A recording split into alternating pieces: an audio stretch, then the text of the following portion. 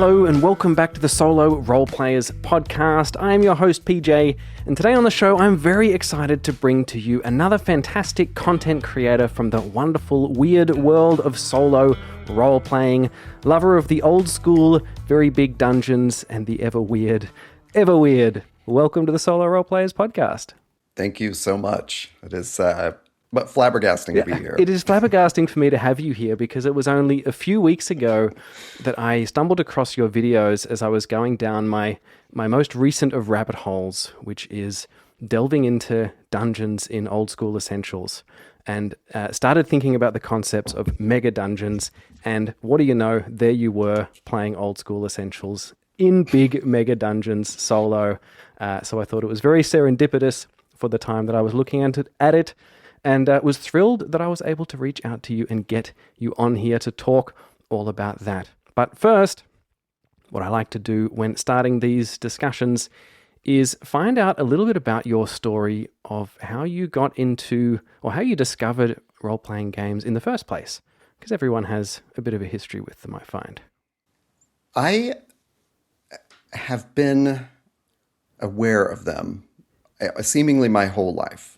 And having listened to several of your episodes recently and knowing this question would come, I was trying to prepare myself for this story. What's this narrative?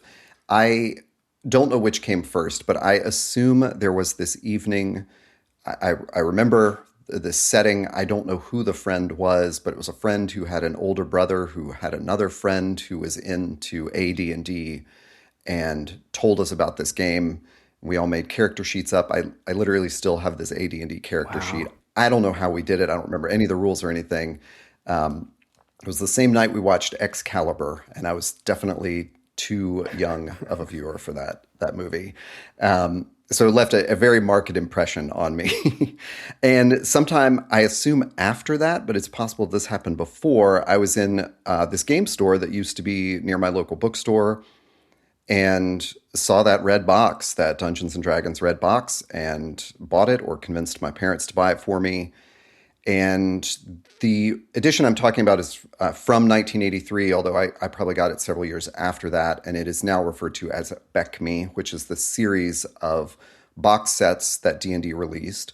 BECME is an anagram for Basic, Expert, Companion, Masters, and Immortal. And so I got the basic red box. And it was their new idea in 1983 to teach the game to a younger audience was to make it like a choose your own adventure. Oh, interesting. So you open this book up and it just walks you through an adventure, which I have walked through on my channel because when I was 12 years old or whatever, I went through this and did not understand the rules at all, because there's no sort of, strangely, there's no like boxed text to tell you this is a rule. Interesting. It will just talk to you generically about your strength, or we'll call this your dexterity. But it doesn't tell you why your numbers are what they are. It just assigns you some numbers. It doesn't explain damage. It just says if you hit them, you do 1 point of damage, things like that. It does that later in the book. But as a child reading this adventure, I was very confused. And I didn't know enough to convince friends to come on board and figure it out with me. So I kept it around. I drew dungeons. I loved all the tables in it. And I just invented characters where I assume I just made up stat scores because I never bothered to totally figure that out. And then I found these books called Steve Jackson's Sorcery, which is sort of a spinoff of the Fighting Fantasy series, if you've ever heard that. And they are a game book where you create a character and then you follow a choose your own adventure in this book, but your character may die. You have hit points and stamina, things like that, certain skills. You roll 2d6 to determine everything. And if you didn't have 2d6, they were randomly printed along the bottoms of the pages, so you could flip through the pages and stop it randomly to get your result. So I loved those sorcery books, consumed them, and thought Steve Jackson was just, genius. And then sometime later in that same game store, I'm sure I stumbled across Car Wars and believed it to have been made by the same Steve Jackson. It was not. And Car Wars is super goofy, not exactly a role-playing game, more of like a skirmish game, but it was in that area. And I played a lot of Car Wars when I was a kid. such a like long-winded tale. Fast forward to about 8 years ago, and I'm a huge comic book reader and goer, attendee of comic cons, and you could not miss the like dice and D&D displays and tables and stuff, and just found myself like Hmm. drawn to this, and mentioned it to some friends who said, "Hey, we've all been talking about this too." And I said, "Well, I'll just be the dungeon master." And so I started learning about it. We jumped into fifth edition. Wow. Yeah, and that's kind of what's led me to this. I've been a constant role player since that time, some 8 years ago. But there's a big gap in between, I guess is what I want to But that is illustrate. it's an interesting combination because it means that you have the nostalgia for the old school stuff, but the recency, like without the bias towards it necessarily, because you weren't actually playing it back then. You just were sort of immersed in the feel of it and the vibes of it, and drawing dungeons and all that stuff. But you're coming from role playing games from a much more modern experience. That's a really interesting combination. Yeah, I you've said that better than I have ever been able to put it. Well, That now is it's an audio. correct. You I can do use have a it. nostalgia. I have a nostalgia for that old school, but no bias Yeah. towards it. I've often said I don't actually have a nostalgia for it. That's how I've tried to define it, because I'm not pained by arguments about what it is or should Mm, be. I just knew I want to play D&D in this way. And as the more I played fifth edition, the more that weight for running the game that's put on the dungeon master. And I thought, I don't feel like this is right. This isn't the game I want to play. interesting. And just kind of went back to the basics, literally. So you picked up 5e and started DMing that, which is, I mean, also a pretty big ask to do if you haven't really played it, I guess. I've never run 5e. I've only played it once. Wow. Did you ever play in it as well? Oh yeah. When we decided to do that, I had a friend who had consistently played D&D throughout his life, and I went to that friend and said, "Can you teach me to be a Mm, DM?" He mentioned it to his group of board game friends, and they all said, "Hey, we'd love to play D&D too." So we started a group. So I was playing before I actually started DMing, for a few months, and I was okay. getting tutelage on the side to understand how to do that. Do you remember what the experience was like joining as a player and finally understanding how the game works and experiencing what a tabletop role playing game was? Do you remember what that experience was like? And if you did you have any, um, I don't know, feelings about your childhood with these same kinds of games and something that came together there? It was such a funny experience because my friend was had very much grown up through that old school. So he had gone through every edition and was DMing 5e because that was what was current and what we could all Mm, find. But I didn't understand that some of his reflexes were based in old school dungeoneering. And I came into it. I wasn't, I wasn't even like a Critical Role fan, or I didn't consume any media about 5e. I didn't know it in play, but I still came in with this bias of like, mm, I'm a superhero. Let me go do superhero stuff. So my experience as a player was, I really enjoyed it. I really loved it. It was like, this is what I wanted, but I did feel a little stifled. Like, when do we get these like mhm. powers? When are we gonna really start slaying dragons and stuff?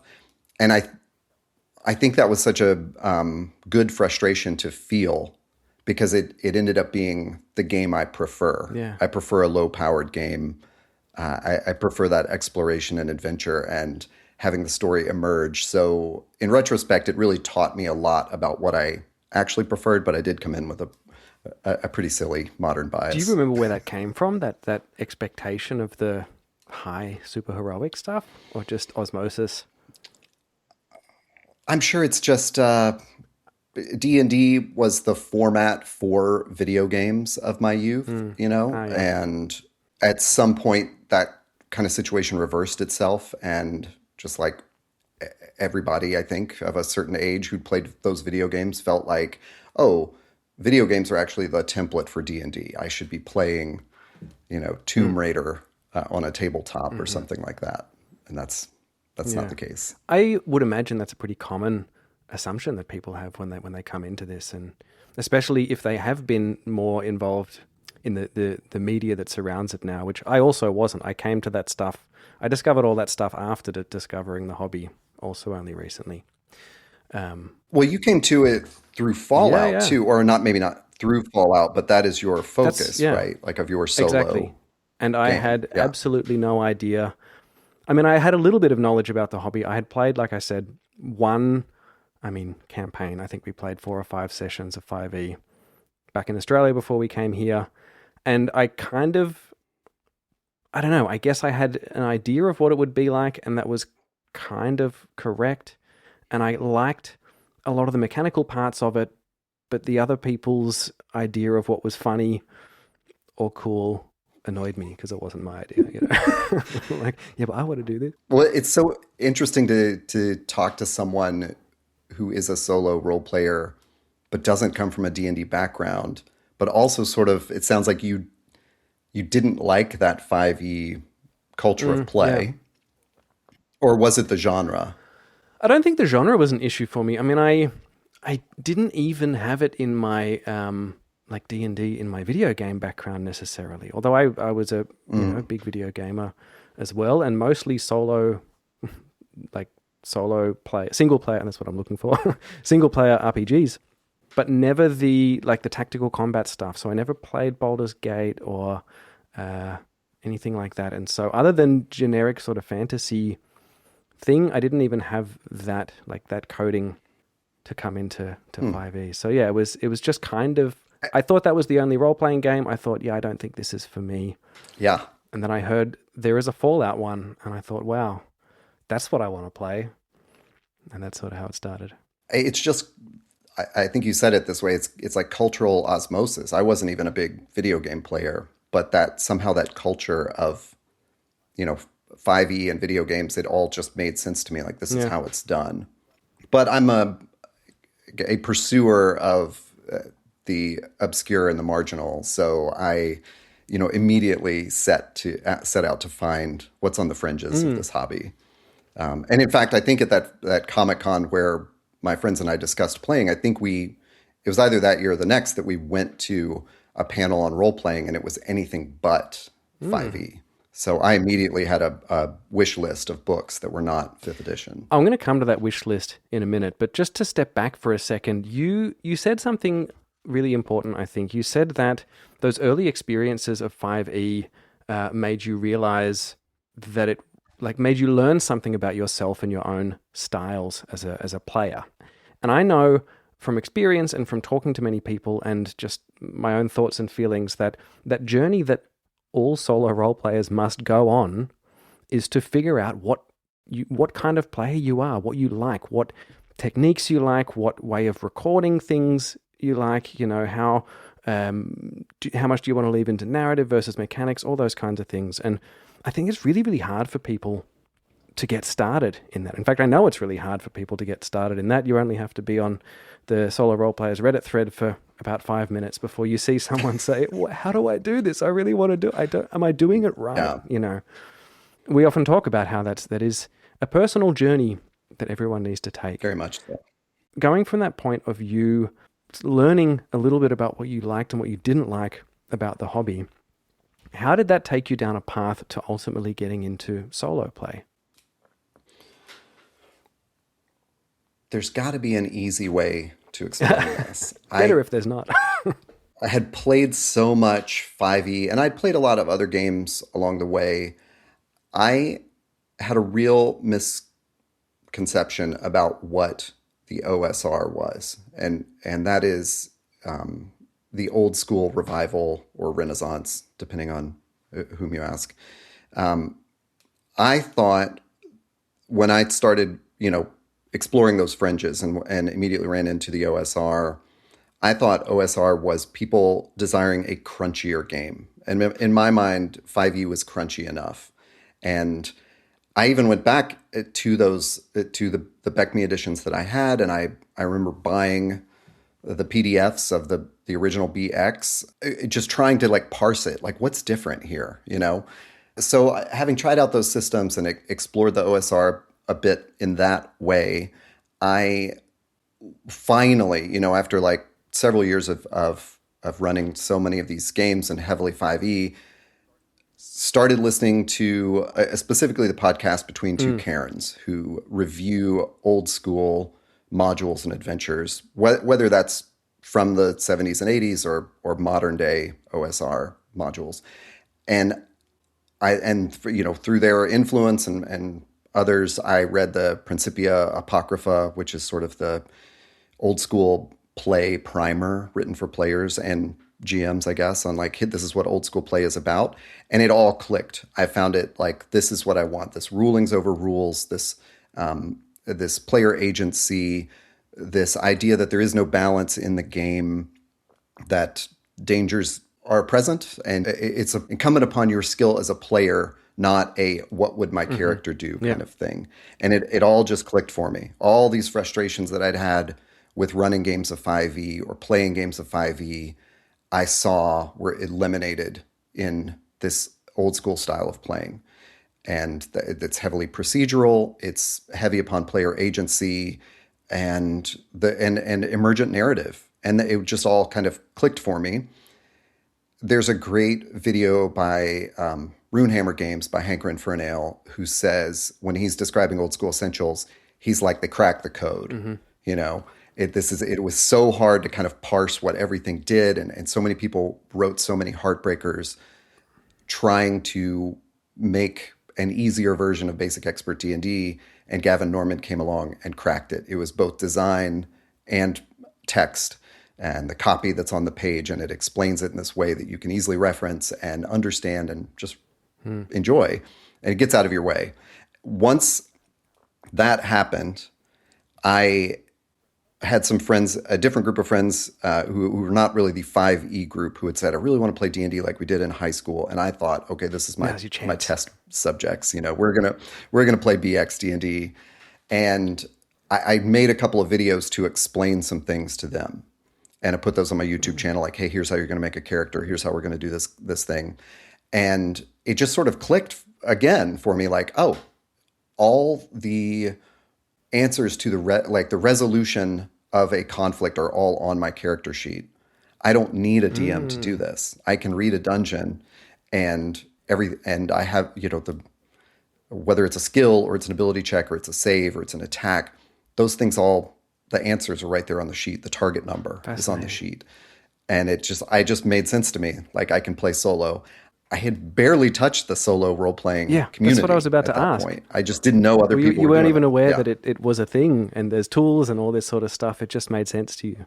That is wonderful. No, I probably didn't hear about Mythic for, you know, months later. I think I'd looked at Mythic. I think it had been in my drive-through wish list for a long time, but in my mind, it wasn't to play solo games. It was like, this is just a resource toolbox that I'll get to sometime. Fascinating. Yeah. And so OSE, or Old School Essentials, that was your first touch point into the proper OSR as well? Or did you...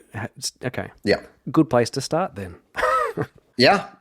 I mean, it's hard to say it's like the actual first touch point, because I don't know. I would assume we're all in the same boat. Like, everything's on PDF these days. So, you know, probably 7-8 years ago, I had a copy of Swords and Wizardry and tried to crack that code, you know, and I was just like, I don't get it. Why are we trying to play old school that seems more complicated than new school? So OSE was the one that stuck, you know. And then I picked up the Rules Cyclopedia, which is the compendium of the BECME sets. And that's what I play in my solo play, is BECME. Did you have a YouTube channel before that, or you were just literally making videos for your group to teach them how it worked? I started my YouTube channel 3-ish years ago, and it came out of a creative coffee with some friends where I talked about this frustration with I hadn't finished a creative project or like published one to the world in a while. And there's just a real stifling kind of writer's block that I was feeling. And a friend challenged me, just finish one thing, just do a video, Great start advice. to finish. Yeah. I had been watching at the time a bunch of videos of different GMs showing off their GM kit. And so I just sat down and filmed myself opening my GM kit. And, it was that effort of I had to write some notes and prepare it, and look at the shots in my camera and make sure it worked and the audio. And then I had to edit it, and I recorded some music for it and had to put all that together. And then it was like, whew, I'm done with that. And I just let that sit on the YouTube channel for like a year. And I don't know, it got like thousands of views. Wow. And it blew my mind. So, when I sat down to do these other things, I got kind of, there were maybe it was like 100 people or something that were following me, but it was, it was enough where I knew, like, if I do something, someone's going to see it. And that's where you said you hadn't had any or completed any creative projects in a little while. What kind of creative work are you doing, or were you doing? I'm a writer, and professionally and personally, and I'm also a musician, and so that huge break away from TTRPGs was mostly spent with me pursuing those two things. I was building a writing career, and I was playing a lot of music, and those were sort of my creative and social outlets. Interesting. I come across a lot of musicians in my interviews somehow. I reckon really probably 40% of my guests, if not half, are musicians. Interesting. It's not surprising, yeah. I think. So when you figured out, hang on a second, I don't even need a GM to play this because all the stuff is on my sheet. I have also had this realization, but only recently, and after nearly 2 years of solo play experience, coming into Old School Essentials and realizing that I'm not using any other tools and just playing it based on what is something other than a basic Oracle, which I made up and isn't written down anywhere. And I've found that exactly as well. In fact, I've just had to. I'm happy to do it, but I did interrupt a session now of me playing a bit of the Incandescent Grottos solo to come and talk to you. But that's okay. I'll get back to that afterwards. I love the Incandescent Grottos. Really enjoying it so far. It's such a great adventure. You said that you sort of realized that all this stuff was just on your sheet, all the target numbers you needed, and you could just play solo. What did you do? Did you start playing immediately on camera, or did you play around a little bit? You started playing immediately on camera. I'm sure I did something off camera, because the idea was not so much to become a YouTube channel so much like it wasn't an aspiration to be a YouTuber. It was more about, how do I record this and figure out what I'm doing? I truly just don't remember what the motivation was. It was probably similar to that, just complete a creative project. It was like, hey, if I sit down and play a session 0 and it all goes terribly like it did, then we're learning publicly, we're creating publicly. So, yeah. Fantastic. Is that session still up there? Oh, yeah. I have to go check it out now. Yeah. There's a great, I don't remember if I put titles in it or something, or elevator music, but where I literally just had to step away from because I almost TPK'd, just sort of, that's me learning how OSR works. You don't just walk up to hobgoblins and start fighting them. Yeah. The importance of the flea roll. Yeah. So I want to ask you, what does your Oracle look like? Right. It's contentious. I don't think anyone likes it. I don't know. I use it. I talk about it, especially on all the Patreon episodes where I do a lot more play stuff and continue playing all the stories. And that's sort of, I developed it just through play, but it's mostly stolen, or partially inspired by the dual dice color mechanic in Sundered Isles, the Starforged Sundered Isles. So long story short, I have 2d20s, and I call it the Yes Oracle in my own head. It's not a good name. And I basically roll them both, and if either one of them rolls under 10, then the answer is a yes. And then whichever color is higher, that flavors if needed, it sort of flavors the motivation of that situation, or the vibe or the feeling of that question. And that if the red one is higher, then it represents more passion and aggression and active stuff, and the blue one represents more cool, considered, whatever, Okay. And so that gives me about a 75% chance of being yes. And then so it's expected to be yes, but I have a little bit of flavor, which helps influence things. Today, for example, I asked, going through the incandescent grottos half an hour ago, I asked, we spot the little slot where the kobolds are peeking through. We spot them. Do they spot us? And I rolled it, and the answer was no, and the blue was higher. I said, okay, we didn't spot them because they're being very careful and cautious behind that thing. So it can just add. I find it's really helpful to just add a little bit of flavor to it. Yeah. And when it does happen, when it's unexpected, then like I said, it feels more fated. If the chances are really on your side and the answer is still no, I feel like, well, it's meant to be no. That's so interesting to hear because, one, I've always been confused what people mean when they say an oracle. Okay. Or that they use an oracle. But two, it's great to hear an example from a dungeon I am familiar with because I would use procedures within basic expert D&D to resolve that. My question to the oracle would be, do I even notice this window slit? Yeah. Do we even look for it? Do we spend a turn, so 10 minutes exploring that 10 by 10 space to look through that window? And I would probably roll a yes, no die.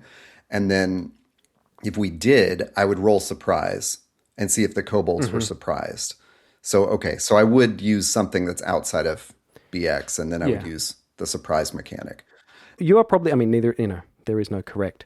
I feel like your way is correct because I'm really still not yet familiar with the rules. And I part of my play of OSE at the moment is I really do want to try and stick as closely to those rules as possible.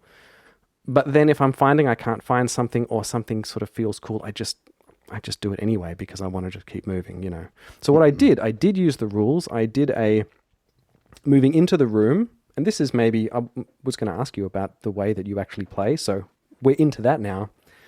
What I was doing is moving into the room, and before I looked in the book, I sketched out a little part of the dungeon because I was really inspired by your visual style of how you're doing things on the page. And I'm someone who hates their handwriting, can't draw, and it has actually stupidly held me back from a lot of solo play. It's kind of accidentally why I started a podcast, so I didn't have to write and I could just talk, which is, I guess it's a good thing. But I was really inspired by the way that you're sort of stylistically drawing stuff out on the page and sort of making notes and stuff. And I wanted to kind of echo that a little bit and find my own style within that and be a bit more brave with scribbling stuff on a big bit of paper and drawing in parts of the dungeon and whatnot. So what I did was look at the overall map, saw the room number, drew an outline of that room, and then I just wrote A, B, C, D for my 4 party members, and I just wrote a single word representing what they were doing on that sort of turn. And so I said, right, my thief is being cautious, looking for traps or whatever. My knight is being stupid and bold, whatever, and just wrote a single word down for each of them. And then when I got in the room and said, look, there's a peephole here that the kobolds are looking at, then I did a wisdom check on my thief to see, do they notice it while they're looking through, right? Probably the answer is yes, they do, because if you were GMing that, you would, if they say I'm looking for stuff, you would say you find it, right? But I wanted to, because we are still fighting ourselves as the player and the game master a little bit. You don't want to just give yourself everything. Right.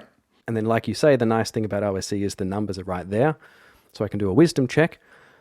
Yes, my thief saw the peephole. And the oracle question was, does he see the kobolds looking back at him? Because that is not then a skill. That is something that's happening in the world, right? Totally. And so that's why I chose that point to use an oracle roll rather than something within the game. Yeah. There's definitely a point, there are many points in BX play where you do have to go outside of the procedure because you're so likely to fail if you follow the actual rules. Like my thief, I'm sure, does not have the wisdom to succeed. It's a 20% chance. She's probably got a 5 wisdom or something like that. Like, so yeah, maybe 25%. It can be devastating to leave everything to a roll like that and then fail it. But yeah, I would say yes, you're applying the old school principle of if the player says they're doing something, that the character is doing something, then you just give them the answer. You don't necessarily need to roll for it. But you're right. It's difficult to walk that line. If you are playing both roles, how are you not, biasing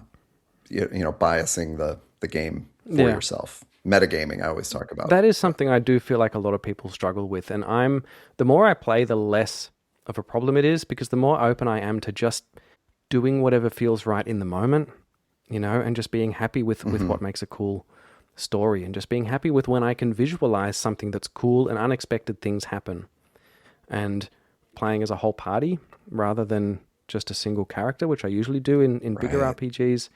And I'm having a lot of fun randomizing, or at least using the dice to find out some of the little interactions and conflicts between them, Yeah. For example, the kobolds then ran away, because then I wondered, what do the kobolds do now? And then I looked at the block, and it says the kobolds are very cautious, and I said, okay, so they're probably going to run away. I asked the oracle, which is more likely because it's my overpowered oracle, and I said, did the kobolds run away? Yes, they ran away. With the red higher, so it was hastily, which meant, they dropped something, And we have a reaction die for that in BX. Yeah. A reaction roll, yeah. This just, I didn't know how much I would love talking about this stuff. It's great to hear.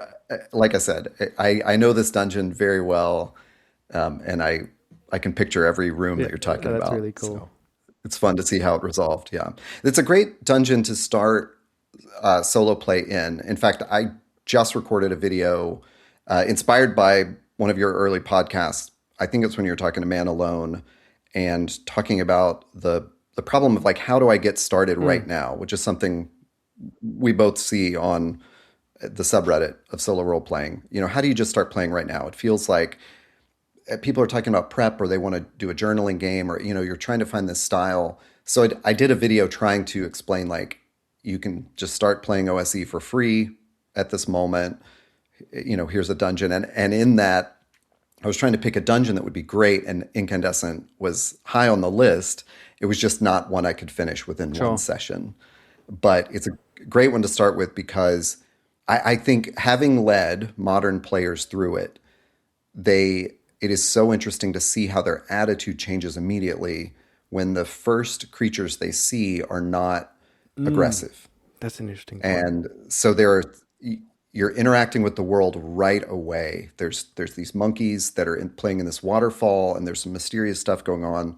There's a possibility of spotting a troglodyte across the water, spying on you from its cave. And then you walk in and you find these kobolds who are just peacefully gathering fungus off the walls to make tea. And there's also this great thing in BX that we discovered really early, which was, well, you have an alignment language. So our chaotic barbarian could speak chaotic with these kobolds. And so we, parlayed with the kobolds. Yeah, it's just, I love everything about that. You're not immediately thrown into combat. You start to learn that this is about the exploration and the weirdness of the adventure, And quickly, if you follow them down that tunnel, you're going to find out that it's extremely dangerous. I'm not there yet. No, I won't say anything more. But I mean, dangers await you. Yeah, of course. I did expect that. Just not necessarily from monsters, So it's, this great thing I read like a week or so ago about OSR play teeters on this this fulcrum of like, I have to touch things to have fun, but if I touch things, I might die. Yeah, that's lovely. Yeah. I mean, and the other thing, and again, I highly recommend, people checking out the way that you're doing this and playing as a party as well. Even if it's just for a different experience, this is not replacing all of my other types of solo roleplay, but one of the things that I love most about this hobby is the variety within the hobby itself, and I can go from my, low prep, everything on the character sheet, asking the oracle, having the characters interact with each other randomly, also using that same oracle as the example I was giving earlier. My thief says, hey, we've got to go and kill these things before they kill us. And my knight his single word was honor. I'm like, yeah, well, he's not going to be into that. And then I said, okay, well, we can have a little interaction here. And I don't even think there were opposed rolls, but I did an opposed charisma roll between the two of them to see who would win out for the party, and then sort of help that decide what's going to happen. And sort of that emergent story that you're talking about. So all the way from that over to these big narrative thing that I do somewhere else. And just the fact that there's so many different styles is really, really fascinating. I learned so much from listening to 3D6 Down the Line, that podcast where they were in a Megadungeon. The first one I listened to was the Ardenvool Megadungeon. And just listening to their referee literally say to them, that's going to take you a turn. Yep. I'm going to mark 10 minutes off. And hearing the procedure work was, this is not a secret thing you're keeping behind the GM screen.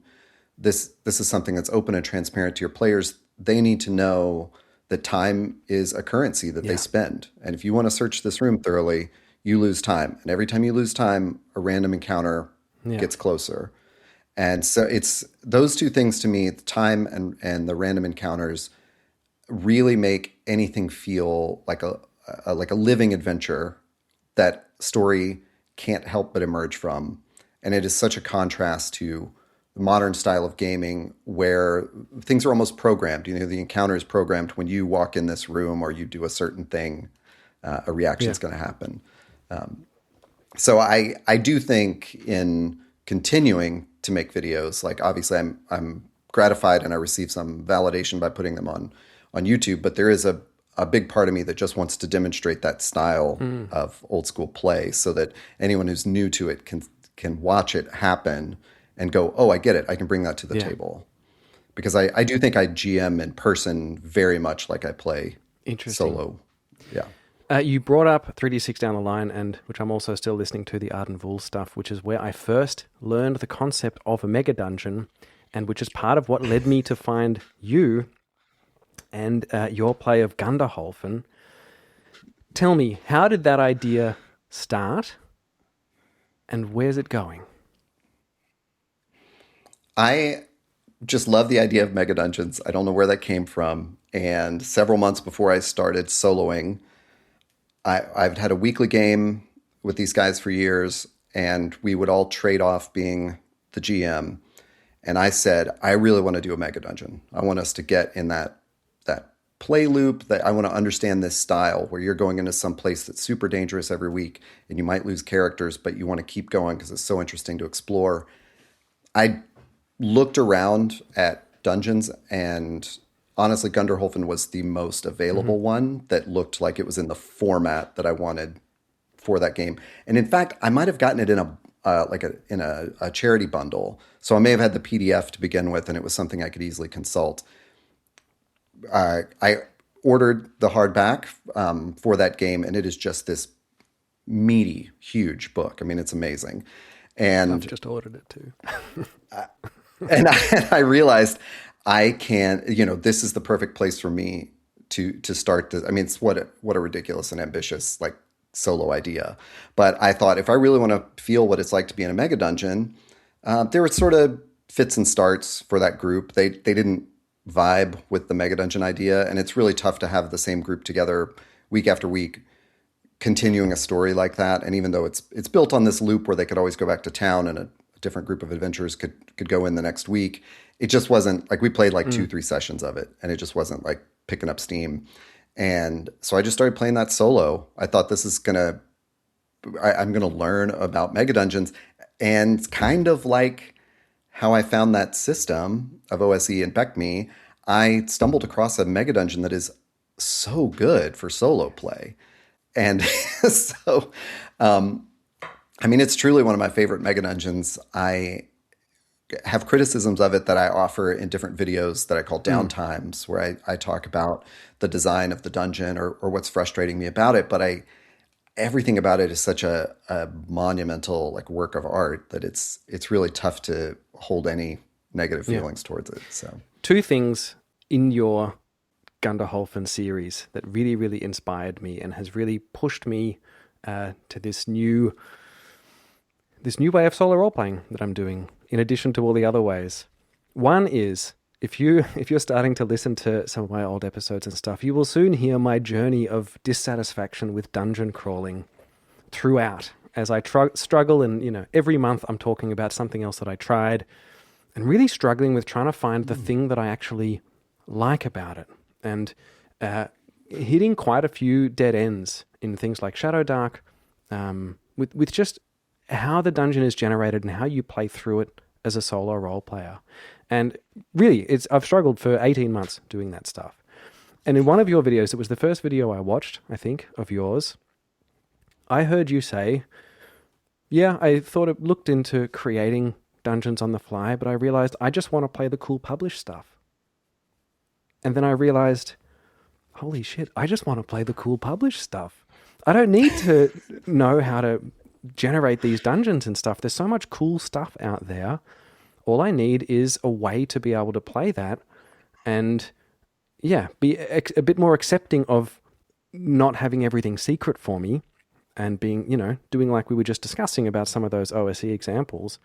And so that was the first really big inspiration for me about getting this new way of playing dungeons, and I'm having such a ball doing it now, right up until I started recording this interview, and I will continue to do it afterwards. I love that. I mean, our bookshelves are full of cool adventures, right? Like, if you're into this hobby at all, you've collected stuff, and you're sitting there going, I'll never get this to a table because we're already in this other huge book. Mm-hmm. Yeah, I got to get through this one whole book just to get them to this book. So solo it. Exactly. But just the dungeon crawling aspect of it in general. You mentioned that you had friends who were in board games. Were you in board games as well? I love board games. I'm not the collector that I see around me. Yeah. Yeah, and I only say because one of the things that sort of loosely got me into, or started nudging me into role-playing games, is a game called League of Dungeoneers, which is essentially a complete randomized dungeon crawler board game, but it plays like an RPG. So every room, I mean, you build a deck of cards, you put the mission card in the bottom half of the bottom half or whatever, or shuffle it into the second half, and you go through, and every door placement, every enemy placement, every enemy type, every treasure, everything is just randomly rolled, everything all the time. And that's cool, and I really like that. And so if I'm doing a completely randomized, I don't know what's coming next dungeon, then I can sort of do that. And I realized it was that I was fighting in the solo role play, trying to map out the dungeon myself as I go, and sort of finding that GM load, that mental load, was just that little bit too high. Thus, the first inspiring thing that I got from the first video of yours that I watched, the second video of yours that I watched the same day, gave me the second really inspiring thing, which was, in fact, we're up to 3 now. The first was the art style. And this is your concept of how you're soloing Gunderholfen by having the big book to reference all the rooms, but maintaining the mystery of what makes a mega dungeon important, which is trying to get through it and find your way by using an iPad to zoom in on the rooms like that. And that just blew my mind, because that made me realize that part of dungeon crawling solo that I've found so elusive, of still having to discover it like a player would, where you have the GM and they know everything. You're like, do we want to go down that way, or do we want to go down that way? That sounds scary, but maybe if my directions are right, that might line up with that place that we couldn't get through earlier. Those kinds of thought processes is what I've really been craving, and I could not think a way around that working. Yeah. How did you come up with that, and how have you found playing like that? I mean, I love it, and it's definitely made it challenging to play other adventures where I can't do that. But Drive-Thru RPG has an app that contains everything you own through their system, and it just, I mean, I have other PDF readers and things like that I use, but that happens to be the one I use for Gunderholfen, because they even have player-facing maps. Ooh. So if I want to, I can pull up a map that doesn't have any keyed numbers on it. If I truly wanted to do that, I don't actually. But I just go to the main book, find the map, and zoom in for exactly what you described. Like, that is it's so beautiful. One of the many problems as a solo role player is even glimpsing that map, you know what's Yeah. ahead. Which is another argument for the playing the OSR style dungeons is, coming from the culture I did with 5e, you often hear this advice, or I see this on subreddits where someone says, "Hey, I'm a new DM. How do I prepare this adventure for my friends?" And the first thing anyone says is, "You should read that adventure, like maybe twice." Oh my God! Like these adventures are Yeah, yeah. hundreds of pages, and they're so hard to like track all the decision trees that are going to appear in it. But in old school dungeons, you don't even need to do that. You can read a dungeon, sort of glance at it, kind of get the gist of it, and then just let it appear at the table because there's no story you're trying to create by following a Yeah. specific path. The story's going to happen whatever you do. So Gunderholfen especially is well positioned for that because there are exceptions, of course, where it assumes you might have gone through one room to get to this next one. But most places, I can just look at the key, for say room 24 and know I can just read that and then approach it like Yeah. that's all I know. I'm zoomed in on the map. I've drawn the room, and this is telling me what's in that room, and I have to make a decision based on that. I have not read the whole chapter. I don't know what's ahead or behind me, and that's something I just didn't find in modern games. I know that exists in other sort of games laterally related, but not Yeah. 5e. Yeah, I think that's a really, really fascinating angle. I think, and that, like I said, that really inspired me and unlocked that possibility for me. I do wonder, and I've been musing about it a little bit. I don't have any digital stuff when I play, apart from music, and I'm a little bit reticent to have an iPad next to me for some reason. I don't know. I know I'm a bit silly about that. I get it. I mean, that No, I don't think that's silly if at all. anything, then that is the way to do it, Yeah. right? I mean, just have it zoomed in and it's just a visual reference then. But I was tossing around in my head, what are some other ways you could do that? And I was thinking, I don't know, like I could get my son to cut up a dungeon sort of room by room and number the backs of them. That's a cool idea. And then maybe, I don't know, slip them into a card sleeve or something. And I don't know, something like that. But Yeah. I have to get him on board.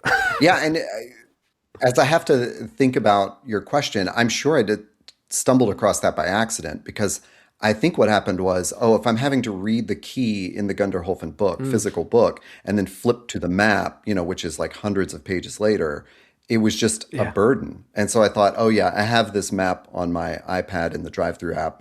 So I just opened that up, probably just as a shortcut one time, and then later on realized like, if Yeah. I zoom in really far, then I'm not going to see what's around me. It's so obvious and wonderfully simple, and it never came anywhere close to my brain of a of a way to do it. I do think, like, if I were encouraging people to play that way, I do think you need to draw a map or some kind of representation of your adventure Yes. because otherwise it's just it's going to float away Yeah. in the air. Like I've done that in a couple of sessions where I just looked at a map and I didn't draw it, and then it's just gone. I don't really remember what happened in that. But that's part of the point, like that's part of the fun that I was picturing that a player having. And when I run, I'm running some little baby GM games. Have a very small newbie group, a couple. And we've just started. We did a campaign of Dragonbane, which was really fun. And they'd never played RPGs before, and I'd never GM'd before, so it's a nice little cozy environment. And we just started on Shadow Dark, and I did my first dungeon, one of the Cursed Scrolls dungeons, and I just thought I'd just try it and dropped them in and did this key location thing. And one of the players, she loves drawing, and so I always give her, it's like, your job, your character is the mapper. Yeah. And just watching her like draw out the maps as I'm describing things is really, really fun. And I was thinking about that's the experience that I want as a player. And so for that mega dungeon specifically, that's the other thing that your problem solves. If you're drawing it and you're mapping it out, and you can actually connect stuff together and see this picture come together in your mind. It's like, I don't know if you've ever played Dark Souls, the original one, but anyway, my favorite game. There's a feeling in that the maps are so intricately designed that everything loops back in itself in unexpected ways, and there's that feeling of you come back to a place of safety through a route that you had discovered, and it's just a magical feeling, And that's when I look at a mega dungeon, that's the kind of feeling that I want and kind of experience that I want. And in addition to that, it really takes, at least I think, I haven't done it yet. Me playing Incandescent Grottos is me learning the game so that I can play a mega dungeon. But I really feel like it takes away a bit of that feel bad of when parties die. Because it's not about the individual parties. It's about pushing through further and further and nutting out, how do I get through this place, you know? And if you throw a few parties against a wall and it's just not working, also another Dark Souls thing, you have to figure out another way, you know? Yeah. And so I'm really super excited to try that out. That's so cool. I there's such a, oh man, there's just so many things that are lovely about Mega Dungeons, and what it's funny to use that word, but one of them is, the more interesting stuff is going to be deeper. But you also know that to get out of that, like at the beginning, the first couple of levels, you build in this loop that's really great. You return to town, you restock, you heal up, you go back to the dungeon, you collect some loot, you take some damage, you go back to town, drop off your dead. At least that's what's happened to me. But as you get down, I mean, I'm only on level 4 in Gunderholfen, and I'm 36 sessions in, and the weight of getting out of that dungeon is terrifying. And I mean like the heaviness of it, because the idea that I am then going to have to crawl back up using those same procedures, rolling random encounters, watching those torches flare out, like it's a really scary thing. Yeah. And it is, I mean, it's just so fun to experience that. You mentioned earlier, you said something about what you find out what kind of player you are through these experiences. And what I think is also important is figuring out what genre is yours. Yeah. You know, I listened to your, I listened to a few of your interviews recently, and one of them was with Maya, who does Maya's solo room. And she has played, how many games is it in like 6 months? Wild It's amount. crazy. And Puts me to shame. it made me feel like, I don't need to do that. For one, she's doing it for all of us. Yeah. but secondly, like my genre is dungeons, and I wanted to dungeon delve, and I lucked out by finding Basic Expert D&D and Gunderholfen, and it's like it all came together. You know, I mean, my experimentation happened. And not as a solo player, you know, I went through all those systems with groups and read solo games before I ever started putting the pen to the paper. But I don't know, Mega Dungeons are just super fun, and they do present a lot of accounting challenges, but it's, I don't know, just really scratches my itch. Yeah. Well, that is my current obsession, and I want to pick your brains a little bit about which Mega Dungeon to try. My gut is that one of the reasons Gunderholfen works is because, especially if you're doing that iPad technique, the maps need to be big, right? The level needs to be quite big so that you can zoom in and not see other stuff. Yeah. Is that a fair thing to say? I think so, but I wouldn't say that's really a qualification for the dungeon. But it's a great thing to consider. Yeah. I'm honestly, I'm hard pressed because I'm thinking almost every dungeon I've bought, including classic ones, has come with a PDF version. So I could almost do that anywhere.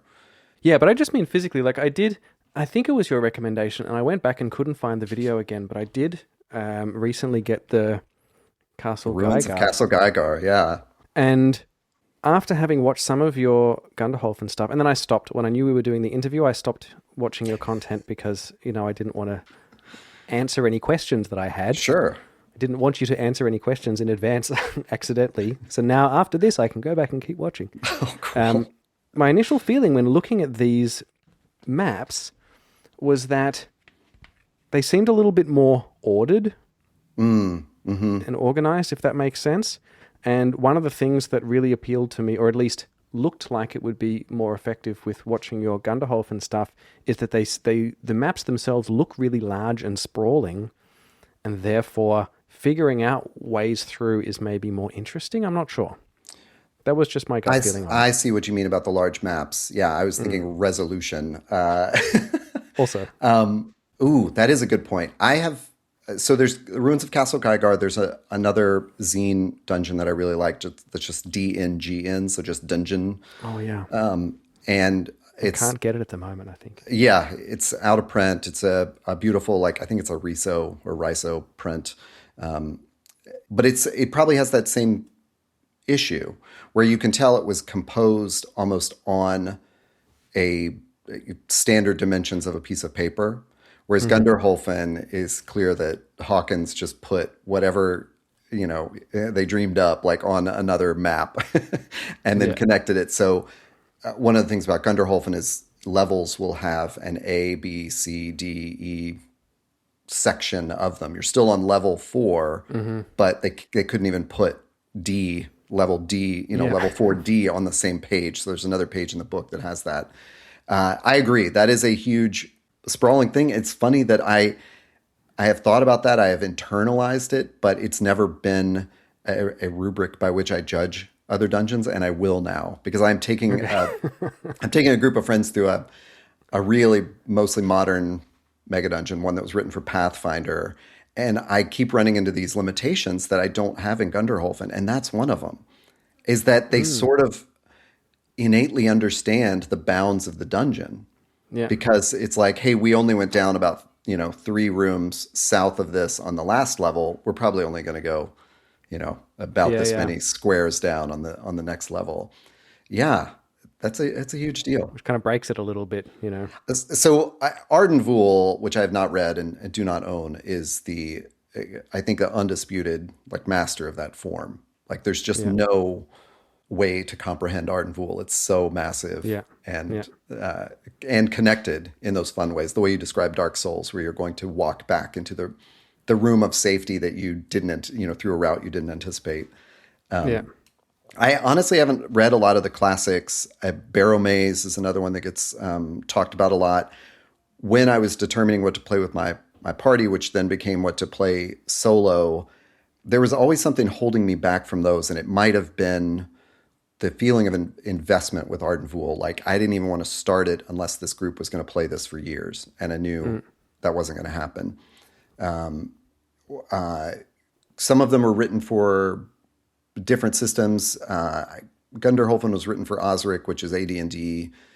For whatever reason, that didn't hold me back. But, those were some of the judgments in my mind. It wasn't strictly the maps. Yeah. So I think probably we could talk about OSR and E and dungeons continually and play styles for a lot longer. And For maybe sure. maybe we could get together and talk about this again in the future as a topic. I did have a question. What other games do you want to play? But it sounds like you're pretty happy in your old school dungeons. I'm Is there I'm anything really else? happy. There are let's look over on the shelf. I'm doing another series on my channel, which I called RPG Bookshelf just to be as extremely literal as I could be. But I now think it should be called Clearing My RPG Bookshelf because what I'm realizing is as I go through systems, I'm kind of like, I don't need to keep that around. Yeah. I've kind of found the sweet spot. I do think a game in Fate would be really interesting. I've run several games in Fate Accelerated, and there are parts of it that I think would be really appealing to like a solo player. And it's not going to feel as crunchy. It's a system that's built for the emerging story. Like that is just a mechanical device within the game is naming aspects of the scene that you're in and then having them affect your roles. So I think that gives you a mechanical benefit to the emerging story, and I'm really familiar with it, so I think it would work well. I use fate dice in my games sometimes as an oracle. I'll just throw 4 fate dice and see if it's mostly positive or mostly negative. I am really interested in an into the odd-ish hack that would help me run or would help me play like old school style dungeons in a faster way. The Interesting. 2-hit roll is really the thing that kills you in OSR play. Just roll, especially when you're taking a party through, you get into a big battle and you're rolling for all of these party members and they're mostly missing. It's kind of frustrating. And you're tracking a lot. It's combat that slows you down. The exploration, I think, is great. So I've tried out Into the Odd. I've tried hacking it for myself. I've looked into various hacks of it. I think there's one called Into the Dungeon. But it's so far I haven't found the thing that just lets me play the adventure as written with like a set of rules sort of, superimposed on top. Yeah. I haven't checked out Mythic for play. I've checked out Forge has some solo rules, I believe. And I've looked through, I've looked through tons of other systems, but I found the one that works. So I'm sorry for that anticlimactic answer. No, that's good. Know what you like. Yeah. For someone who is newer to the hobby and still finding their own path and they want to try out old school play solo in a dungeon, what's a piece of advice that you'd have for them to get started? Oh, I love this question so much. Just start. It's one of the beautiful things about old school play is that I said some of the many beautiful things about old school play is that one, your character's backstories is not written. Your level 1 play is your backstory. So you're not going to come in with the weight of an OC that you are attached to. Let those characters perish. So just start, because I think there's too much preciousness about what's the story I'm going to tell through these original characters that I've created. And all that is kind of off the table with old school. It's deadly, and it relies on your clever play, not your clever characters. So it's extremely easy. The barriers are so low to get into it and just start rolling. I mean, you could literally take the random dungeon encounters table in OSE and just stick it on any map that you find, in Dyson's dungeons and just roll it. There you go. Fantastic. And all the numbers are on your character sheet. I know. That is a beautiful thing. Yeah.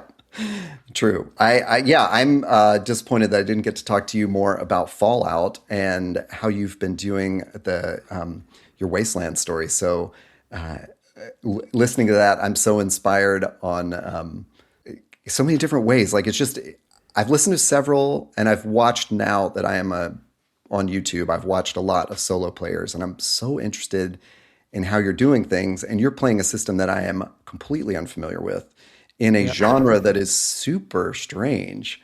This is not, especially because I don't know the Fallout games. I don't know the show or anything like that. That is fascinating. To hear you telling the story is like, it's really interesting. And it's great to hear about your Oracle too. I'm just glad to know what everybody means when they say Oracle. Absolutely fantastic. We could talk about this for hours. Perhaps we will in the future. Yeah. Perhaps we even have a co-op dungeon play in our future. I'm not sure. I would love that. I highly recommend anyone listening to this and interested in seeing what it is all about, go and check out Everweird on YouTube or everweird.world. Mm-hmm. Is that right? That's correct. And on YouTube, it's just Everweird World. No dot Everweird in the World. middle. But yeah. Fantastic. Thanks. Go check out Gunderholfen. Go see what old school solo roleplay can look like in a dungeon, and check out how you can make stamps to make your dungeon made out of erasers. I love that idea. Can't wait to try it.